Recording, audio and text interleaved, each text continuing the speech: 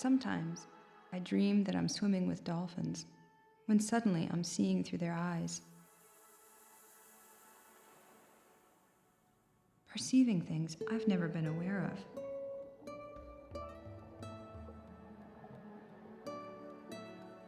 We're swimming through a shining sea of light, yet there's a sense of danger lurking off in the darkness beyond. And in the logic of my dream, only the light can save us.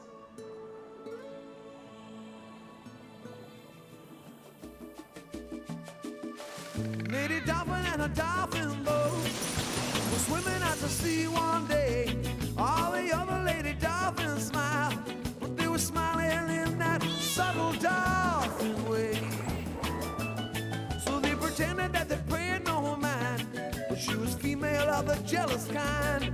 She couldn't stand it not to ask him why, but she could see that he was flattered by the twinkle in his eye. She said, how much do you need me? How much do you need me? Will you stay with me till this ocean floor is dry? If you cannot find the words that say, I'm the only one you love that way, well, I guess we'll have to say goodbye. You said my love for you is wider than but why, so I guess I'll see. I have to find a way to win you, dear. It's the atmospheres of pressure on me here. Now, how much do I need you? How much do I need you?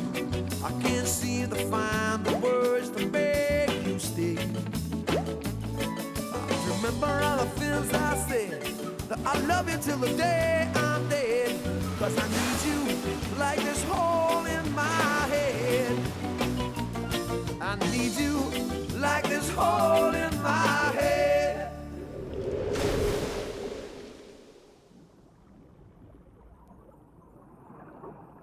Dolphins swam these waters millions of years before we were here.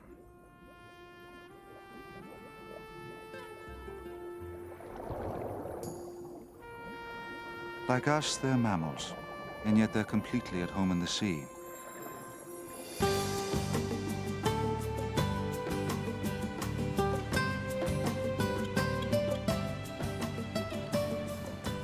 There are over 40 species of dolphins, which have adapted to every sea on Earth and many of her great rivers. The slim spinner dolphins revel in the warm waters of Hawaii. The stout duskies swim the frigid waters of Argentina and New Zealand. The pink and long-beaked Amazon River dolphin has lived in fresh water for 15 million years.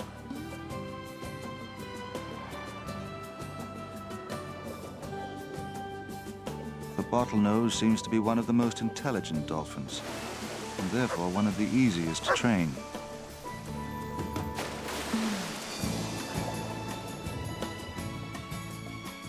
Of course, no other animal their size has such a large and well-developed brain. Not even your favorite dog.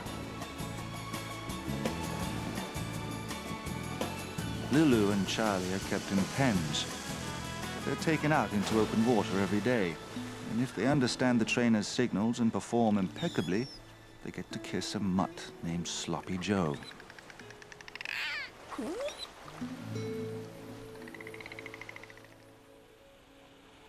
Circle no. 21. Yucca yes. We can't measure an animal's IQ, but tests show that dolphins are the smartest animals on Earth, or close to it. Here, the dolphin must choose the correct symbols and reject all the rest.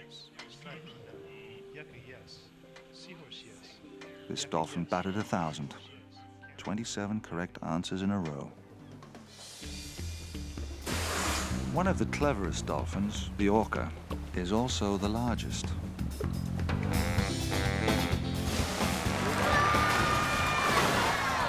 When they flip their 5-ton bodies high in the air with the greatest of ease, it kind of makes you wonder, how do dolphins do that?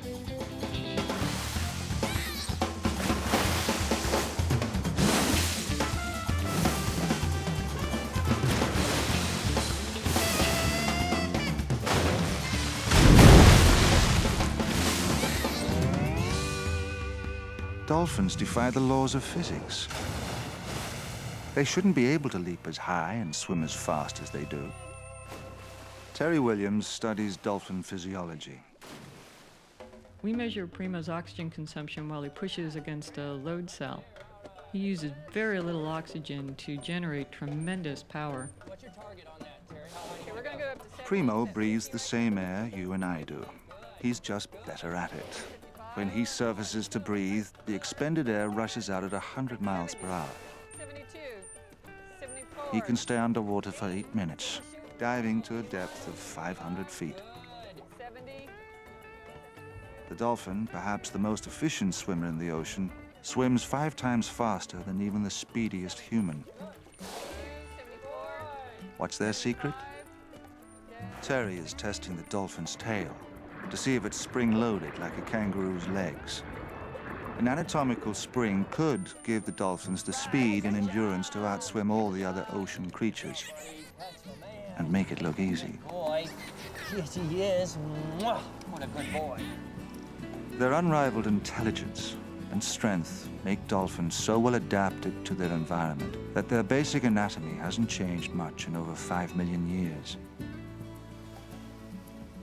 All that time, the dolphin's main predator has been the shark. But now dolphins face a new and even deadlier threat: us. A man named Sam Labuddy risked his life to shoot a very disturbing video aboard a tuna boat. At that time, millions of dolphins were dying in tuna nets. Public outrage reduced the slaughter, but not before 2/3 of the dolphins in the eastern tropical Pacific were killed. Thousands of dolphins are still dying every day in fishing nets around the world.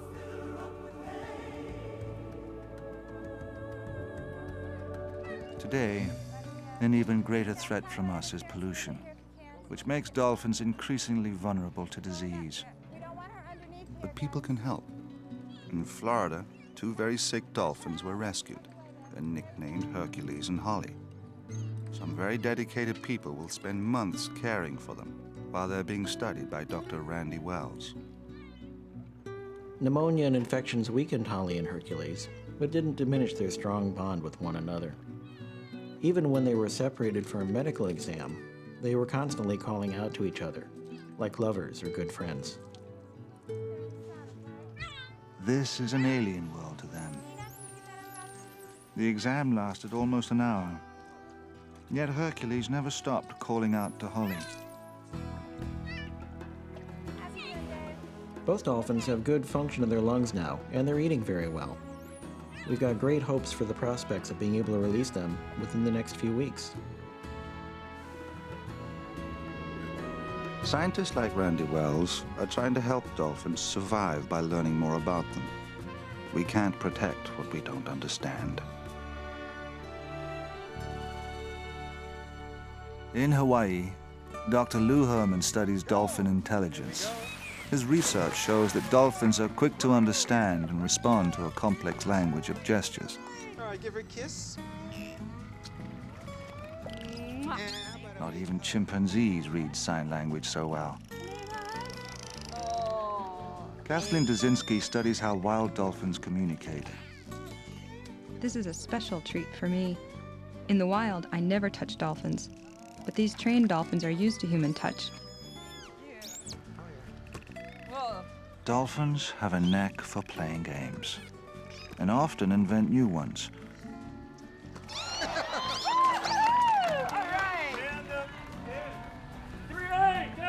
More amazing, when told to create their own jump, they confer with one another underwater, communicating, planning, and inventing, before performing a brand new leap.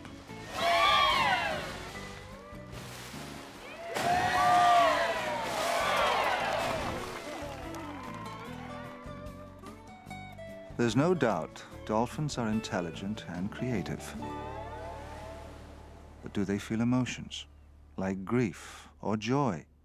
Can they make friends with one of us?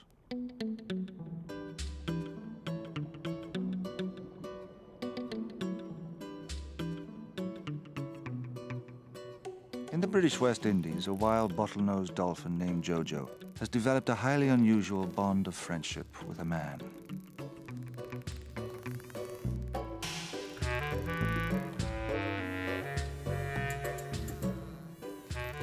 Jojo belongs to no dolphin family or social group. He's one of the very few dolphins in the world who seeks out human contact, especially his pal, a naturalist named Dean Bernal. Years ago, when tourists swam into Jojo's feeding grounds and tried to touch and harass him, he would bite their hands in self-defense.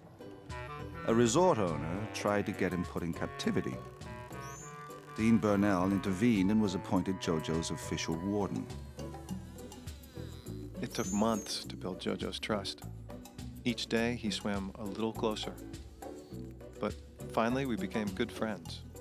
We've been meeting at Sunfish Reef every day for 15 years.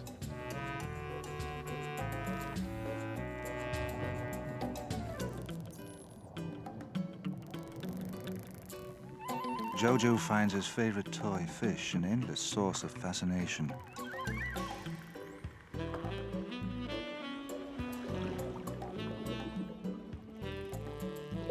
Jojo and I spend a lot of time exploring his world.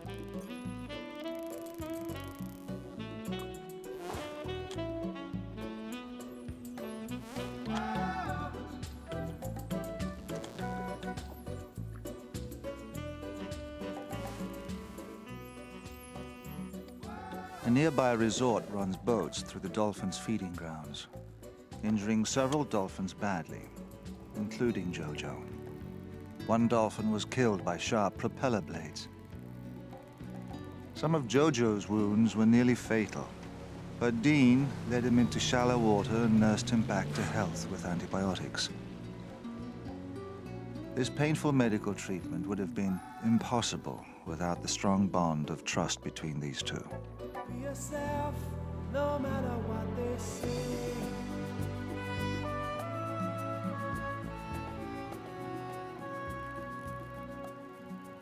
Tomorrow I have to go away for 4 months. I wish I could speak to Jojo to reassure him that I'll hurry back to see him. You can hardly blame Dean for wishing he could talk to his underwater companion. But will we ever learn how dolphins communicate? To find out, a young scientist has followed her dream to a place where dolphins swim free.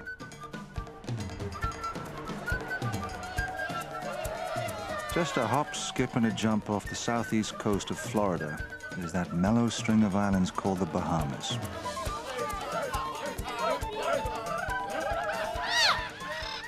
Here, the living is easy for Kathleen Dzinski and the dolphins she studies. Just one problem. This is hurricane country.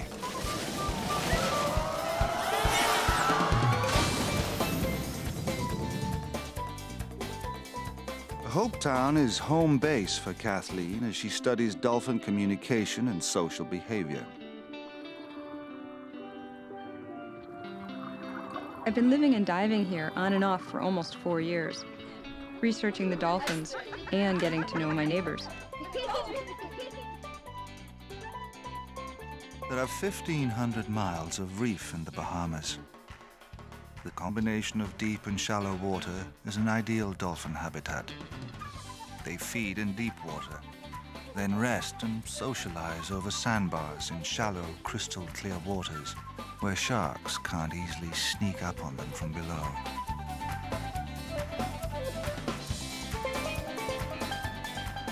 I teach dolphin conservation, but my main passion is studying communication among Atlantic spotted dolphins. I've custom built a video rig with 2 underwater microphones so I can eavesdrop on dolphin conversations. And you have the 2 underwater microphones right here, which are hydrophones. My research is aimed at one underlying goal. I hope to use any knowledge I gather to help protect these animals. In the United States, it's illegal to swim with wild dolphins. Here in the Bahamas, I never forget that I'm entering their habitat, their home. Whenever I approach a group of wild dolphins, it still makes my heart race. They're unpredictable and majestic, graceful yet powerful animals.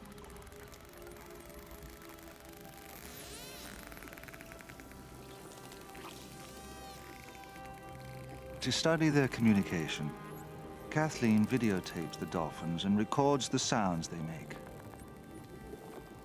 Dolphins use a distinct set of sounds to communicate with each other. Chirps, squawks, clicks, whistles, and click trains.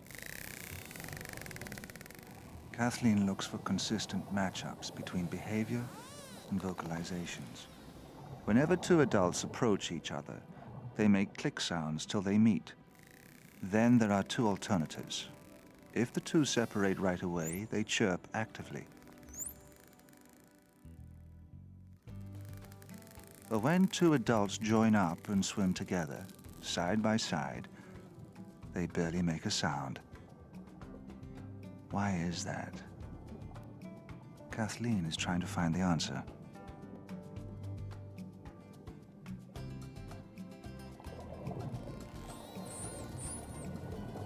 Dolphins, like my pal Freckles, seldom move their mouths.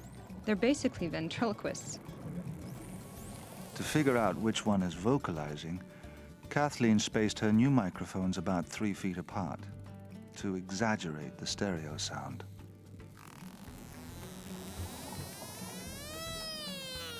There is one visual cue that a dolphin is vocalizing. It's called a bubble stream. Bubble streams often accompany whistles.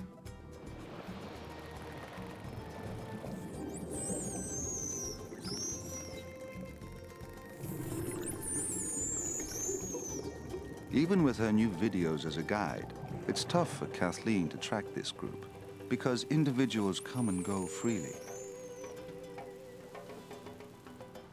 Kathleen has cataloged 125 dolphins by age and gender, giving each a name and a number. Dolphins are possibly the only other creatures besides us who call each other by name. Who's the sliver? Freckles' buddy. Of the 125 dolphins I've studied, I was amazed to discover that adult females vocalize 3 times more than males. Why? As moms, adult females vocalize often to keep their frisky youngsters in line and teach them survival skills. Megan, 34. Freckles, 78. Cash. Got it!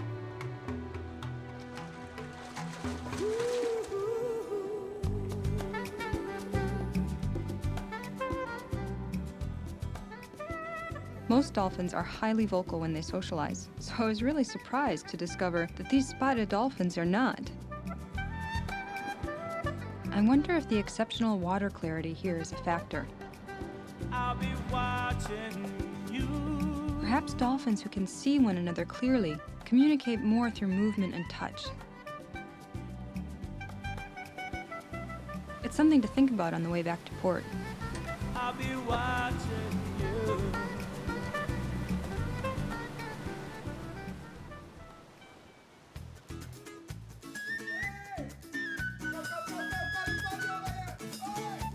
I love Hopetown, but even here, I'm always thinking about dolphins. Here on the island. Here on the island. When I watch people on the street, I'm seeing dolphins in my mind's eye. Every human gesture echoes what I've just seen underwater. Like dolphins, we don't rely on sound alone to communicate. We use a rich vocabulary of gestures and postures and dance. Maybe we're not so different from dolphins after all. Well, like here, I see a vocal greeting, a pectoral fin rub, and maybe a few chirps on parting. Kathleen's colleague, Alejandro Acevedo, is an expert on dolphin feeding behavior. They're teaming up to figure out how dolphins communicate when they feed. When I play back my videos, I slow the sounds way down and analyze them digitally. And it's amazing. What sounds like a short chirp to you and me actually contains many different signals. Dolphins can compress information, almost like a computer, and then read signals at a very high speed.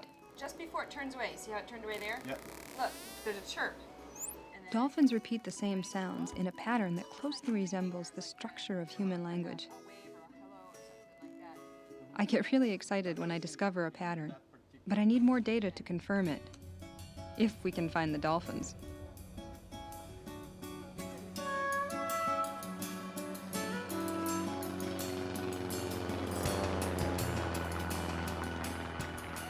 Kathleen, I spotted a pod just off the south tip of Abaco. Thanks, George. Have a safe flight to Freeport. A group of dolphins can travel 50 miles in a day, so the hardest part of Kathleen's job is finding them.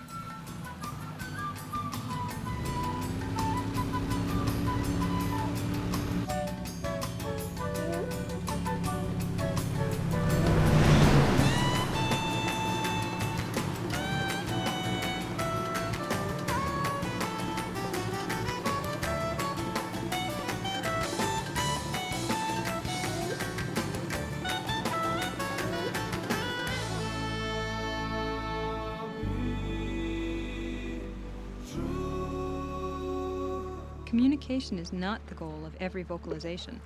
Certain click sounds let dolphins detect hidden objects with great precision, using a kind of sonar called echolocation. Dolphins echolocate to find food. To study dolphin sonar, I'll use my new click detector, which can record very high-pitched clicks.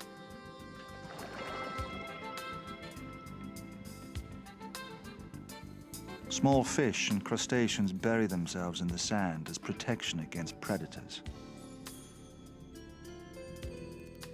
But the dolphins go right to the goodies, as if they can see right through the sand. And in a way, they can. When a dolphin sends out a stream of clicks, the sound bounces back and gives the dolphin a mental picture. It's as if they can penetrate solid objects, almost like an X-ray. Echolocation is not the only advantage dolphins have over the rest of us. Their two eyeballs move independently of each other. They can see straight back with one eye and straight up with the other. At bedtime, a dolphin closes one eye, so one half of the brain can rest, while the other eye watches for predators, like sharks.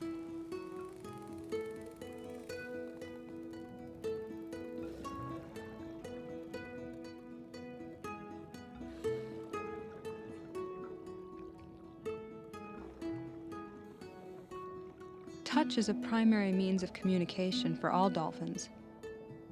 Through skin sensitivity tests, we know that dolphins can feel even the lightest tap. A gentle rubbing of the pectoral fin is an affectionate gesture that I see again and again.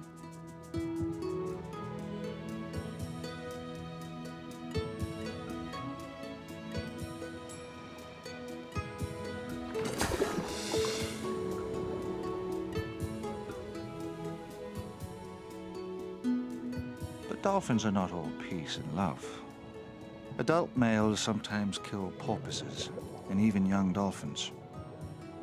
Freckles has a double scar right behind his dorsal fin where another dolphin bit him.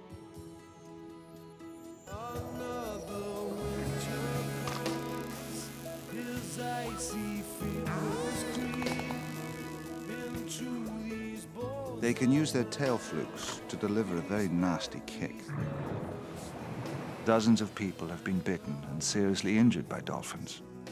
If a dolphin approaches you jawing aggressively, it's time to back off. They're plenty aggressive and tough, but they're also capable of undeniable tenderness.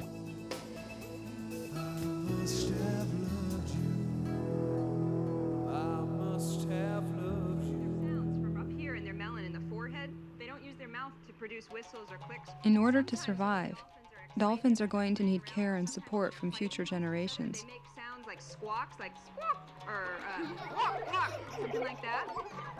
Now I'll show you guys some video, okay? You want to see the video? Okay. Dolphins love to surf, but this is one of the first times we caught it on video. In South Africa, this contest for two-legged surfers was interrupted by dolphins who really know how to ride the waves. So this is a dolphin birth. They come out tail first, and they breathe air just like we do. Watch it happen. It's the baby, and it goes right to the surface to breathe, to take its first breath of air. Yep, these are a lot of touch. If dolphins are to survive, these kids have to care about them. They have to connect with the animals that Alejandro and I love. So this is called a spinner dolphin because it jumps way high, higher than a basketball hoop. The feeding behavior of dolphins is Alejandro's passion. And let's go and okay, and getting active and more active until everybody's ready to go and ready to go eat. Well, that's the same thing.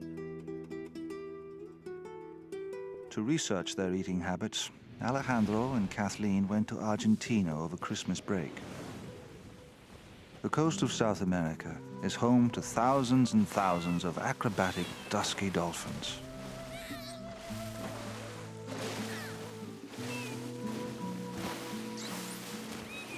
Alejandro and Kathleen will join their former professor, Bernd Versig, who did his fieldwork here over 20 years ago.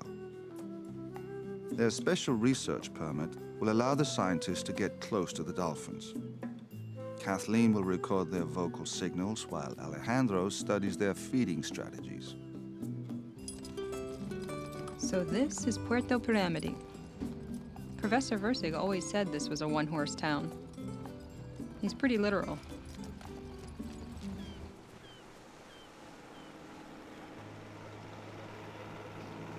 Each morning, small groups of hungry duskies patrol the bay, looking for schools of fish to eat.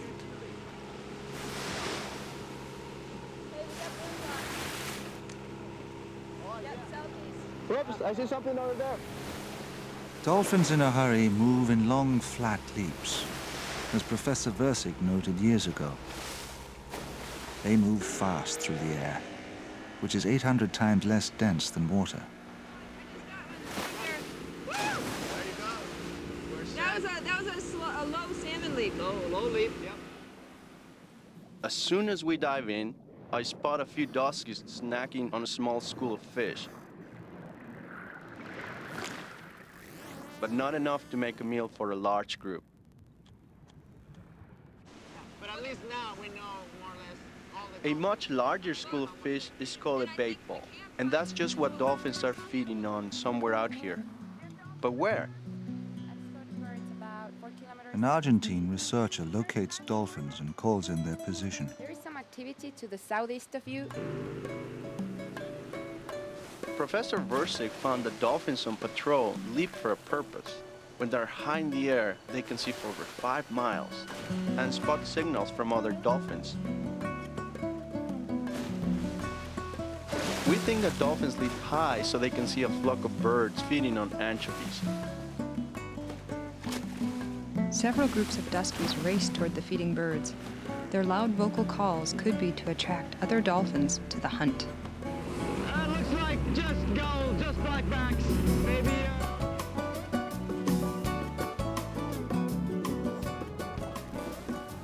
The first dolphins on the scene move onto the bait ball, driving it to the surface and cutting off the escape route below. Dolphins circle the bait ball like cowboys herding cattle. Instead of shouting, "Yippee-ki-yo," they blow bubbles, which scare the fish and keep the bait ball together.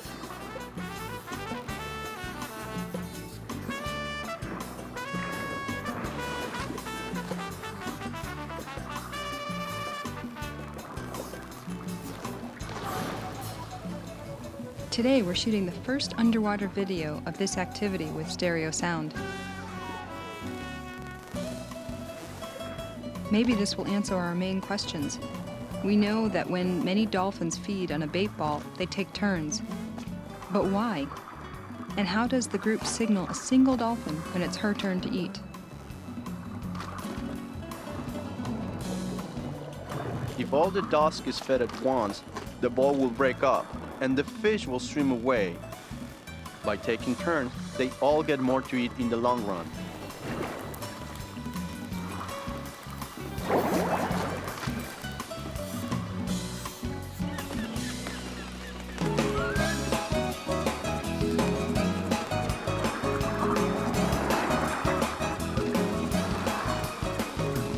instant before the dolphins charged through the bait ball, that's when their echolocation clicks were most intense.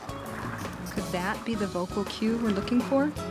To answer that question, we'll spend months analyzing today's video, frame by frame.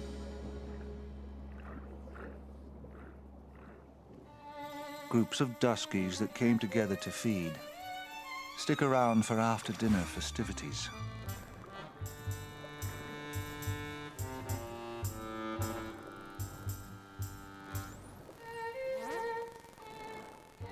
At last, a chance to put my theory to the test. In these murky waters, the duskies should vocalize much more than the spotted dolphins do in the clear waters of the Bahamas.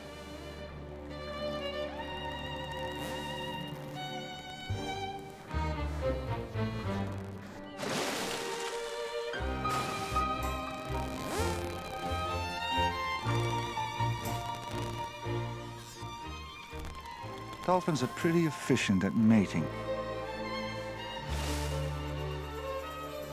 The male swims upside down, beneath the female. Blink, and you've missed it.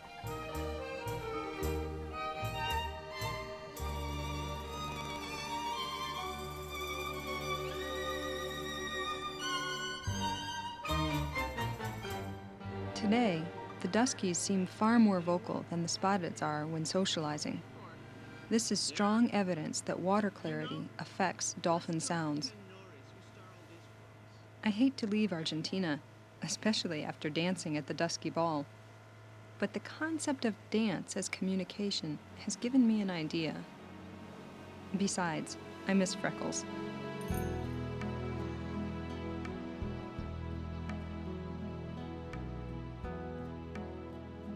Although the duskies seem to vocalize much more than the Atlantic spotteds, the concept of dance is common to both. In my quest to understand the dolphins' body language, I wondered what would happen if I approached them in a completely different way. I wondered if the speed of the scooter would allow me to become less of an observer and more of a participant in their dance.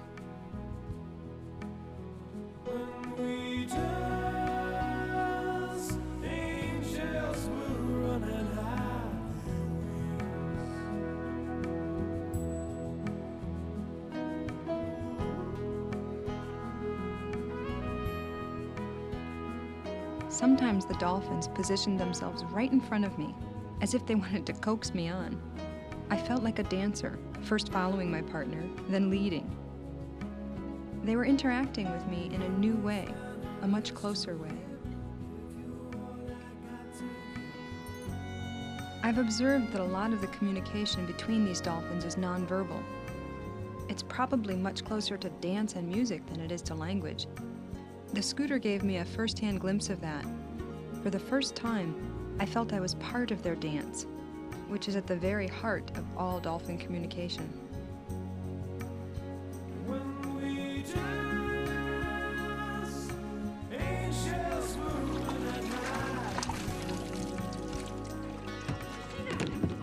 That's incredible from what I saw here. I had them all over, and you could just see that you were like a part of the whole group. It was just unbelievable. At first, I focused solely on vocal signals. After all, I'm human, and language is everything to us. I have to keep my face away from the stand.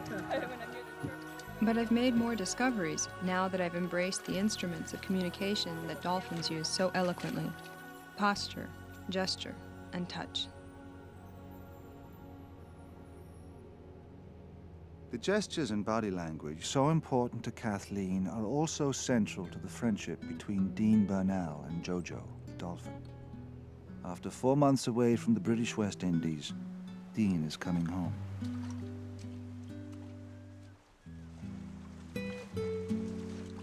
Since this is the longest Dean has ever been gone, he cannot predict how Jojo will react to his absence. He doesn't know exactly where to find the dolphin, but he has a hunch. For years, Dean swam out to Sunfish Reef to see Jojo.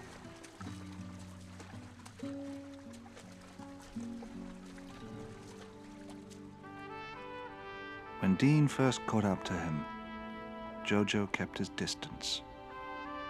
The dolphin was giving Dean the cold shoulder.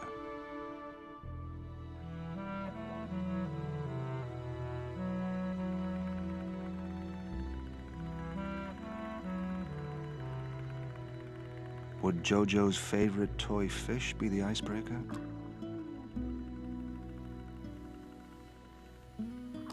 Sure enough. Before long, they were up to their old tricks.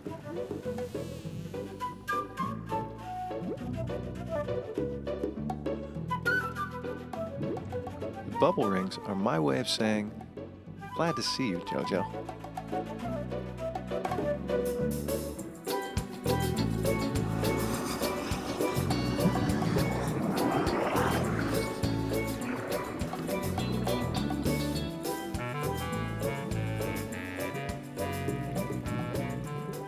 You can never be sure what a wild animal will do, but I should have known all along that Jojo wouldn't abandon me.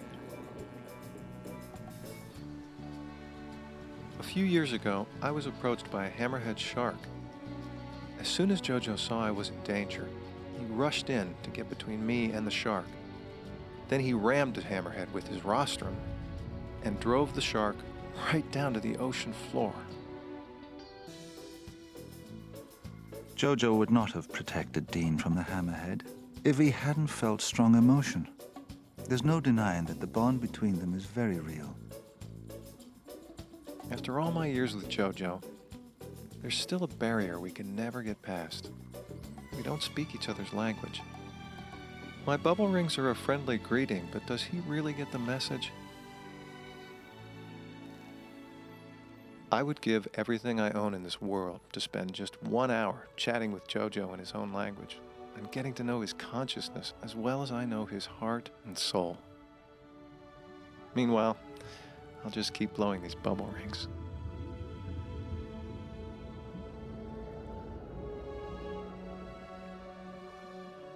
Alejandro and I, and many others like us, have dedicated our lives to dolphins. I love these animals and believe with all my heart that they can only survive in the growing light of human knowledge.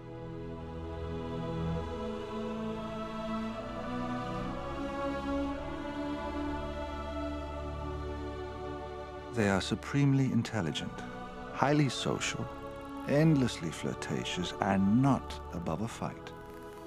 In short, dolphins are the creatures we might have been had we lived in the sea. We want to ask them, hey, what's it like? We want to say, let's illuminate the darkness together and create a sea of light in which all creatures swim free. You're gonna feel and understand.